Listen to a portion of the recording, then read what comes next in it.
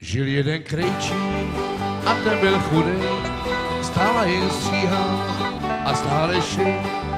Pri sakramentu je plno zlata, tak zavřel krám a taky vyrazil. Vytáhl svou stařičkou bričku, na posel vzal jehlu do rukou. Ušil si plachtu, jak nebe modrou, ušil si modrou plachtu vozovou.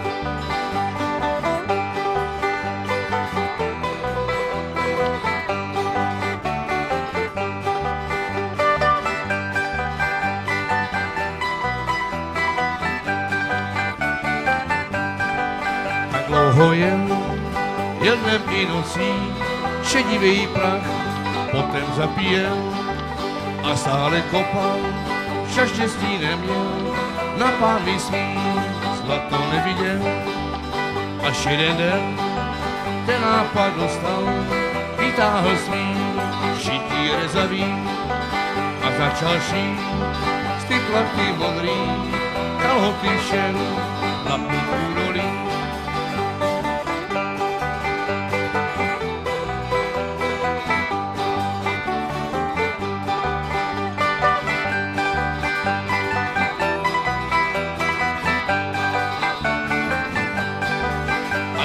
Šil, jak nebe modrý, zlato nechal druhým na pospas a v celý kraj ho všichni znají, znám ho i já, jmenoval se Štát.